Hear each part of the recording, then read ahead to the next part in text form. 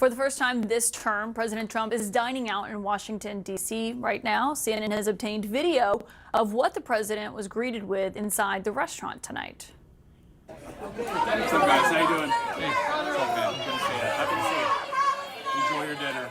Thank you. You can hear some protesters in the background yelling "Free D.C." and "Free Palestine." Before the president and his entourage entered the restaurant, you could hear supporters outside the restaurant. Dining with the president, as you can see there, cabinet officials, Secretary of State Marco Rubio, Defense Secretary Pete Hegseth, the Vice President J.D. Vance as well. My inside sources tonight are Jeff Mason from Reuters and the former Deputy Assistant Attorney General Tom Dupree. It's great to have you both back. Jeff Mason, you know, obviously this is not something you normally see every day with President Trump going out to restaurants. Admittedly, he's about a block and a half from the White House. It's really close. As we both know, we've probably walked there from the White House before.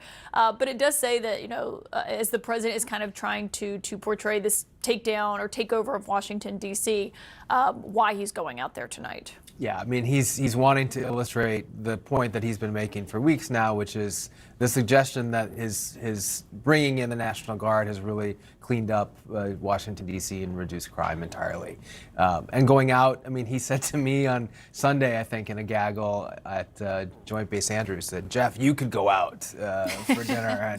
And anyway, I assume you've been going out to dinner. I do go out to dinner, in fact, and I also told him that night that there's still crime in D.C. And his response to me was, well, not much. So, in general, this is an issue that he feels passionately about, and going out for dinner tonight is one way of illustrating that. Yeah, and obviously it's a pretty safe area. It's not that far from the White House, Tom, but this is kind of the argument that the White House has been making. I mean, Caroline Leavitt, when she came out to the briefing today, was not only talking about the numbers here in D.C., they were talking about the murder that we were covering here last night on the show with you in North Carolina as well.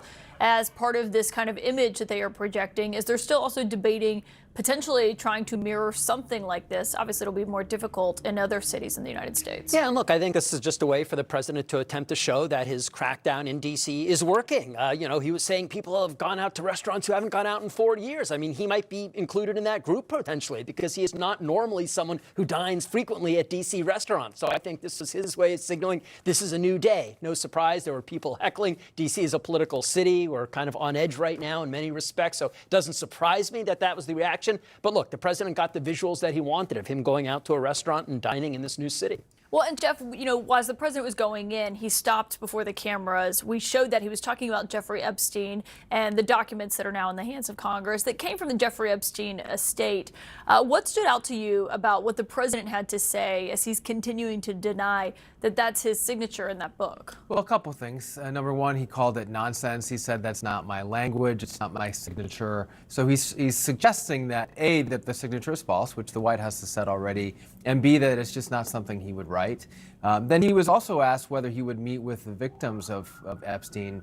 Lawmakers last week did, and so that's been a question as well. And he said it's not something that's been suggested, and it's not something that he's thought about. Yeah, which is something Marjorie Taylor Greene had suggested to the president last week. She says she personally did. He said tonight that no one has brought that up to him. But I wonder, as you listen to the White House answers here, Caroline Leavitt specifically pointed to the argument that Trump's team is making in court. They are suing the Wall Street Journal over initially reporting on this story. But that argument in court has been that that letter was non-existent. Today, they were saying those signatures weren't his.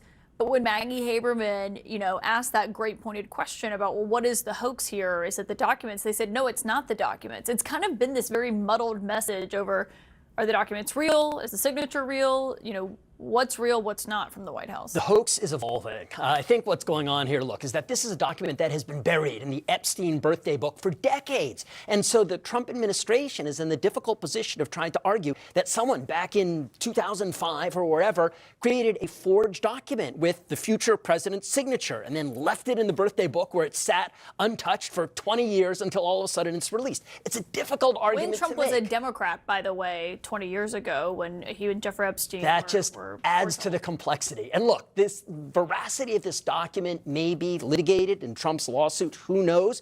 But as a litigator, I can tell you there are ways you can ascertain the truthfulness or the legitimacy of handwriting. I mean, you can have handwriting experts. You can ink date the document. There are all sorts of things you can do to try to figure out if it's legitimate. Maybe we'll see that happen. Maybe we won't. Which, by the way, Caroline Leavitt said on behalf of the White House that they would welcome. So it's kind of a challenge. But I believe it was one of the congressmen said Comer, today, I think, Comer, said it wasn't you. necessary. He said, we're not going to spend money or time on exploring something that's 20 years old. We shall see. Jeff Mason, Tom Dupree, great to have both of you here. So given some of the stories in the news right now, it will not shock you to learn that today's White House press briefing was, well, a little bit crazy. So let's get started with some questions, shall we? Let's start with Weijia Jiang of CBS News. Go ahead, Weijia. Yesterday, the president spoke about D.C. crime and talked about how there was virtually none. And then he expressed frustration about things that take place in the home they call crime. He said, you know, they'll do anything they can to find something. If a man has a little fight with the wife, they say this is crime. See, now I can't claim 100%. Exactly what crimes was the president referring to? I mean, Weijia, I have no clue what the president was referring to. Now, I would say late verbal disagreement may not be a crime, but assault is most definitely a crime, as is domestic abuse. And assault, and the president would certainly know a little bit about that firsthand because he was found liable for sexual abuse by a jury, so he would certainly know that's a crime.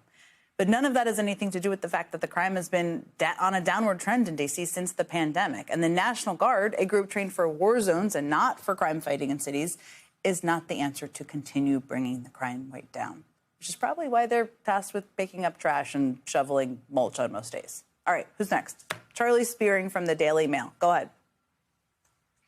Epstein files are back in the news because a lot of Americans feel that Jeffrey Epstein's victims never got justice. Does the president care about these victims? Do you think he can does he want to deliver more justice for them, and is he willing to meet with them? Well, Charlie, they certainly haven't gotten justice. But when Trump was asked about it tonight, he basically said he hadn't even thought about meeting with them. Do you seriously think, though, he's going to meet with them? I mean, the man has been gaslighting everyone for months when he has the power to release the files himself, which is what they've all been asking for. He also called it a hoax on the same day last week when a number of survivors went out and stood on the Capitol steps and called for action. And he is his little house henchman, Mike Johnson, attempting to block the discharge petition. So no, he's not planning to deliver more justice for them because he's worried about what that would mean for him. Okay, Javier Vega from Telemundo, what do you got? About the Epstein case, would the White House support a professional handwriting expert review of the document released yesterday to prove that it's not the president's signature? Of course it won't. But honestly, is that really necessary? I think we can all see it with our eyes. Okay, next up, Jackie Heinrich from Fox. Will there be any consequences, so to speak, for Netanyahu doing this, as it sounds, against the president's wishes, or at least his belief that it was appropriate? Is there going to be any directive from the president to Netanyahu in terms of what's allowed in the future? And also, is there any concern this could jeopardize the Abraham Accords? Okay, so what you're referencing there, Jackie, is, of course, the airstrike that Israel conducted today in Qatar. And when Trump was asked about that tonight, in the same breath, he said Israel didn't tell him in advance, despite wide reporting by that today that the White House did know in advance. And he also said that he's never surprised by anything. So make of that completely conflicting answer what you will. But it's pretty clear there are no consequences for Israel. And there was no real point in a directive because Netanyahu and Vladimir Putin, for that matter, are not exactly waiting for instructions from the Trump administration or President Trump himself.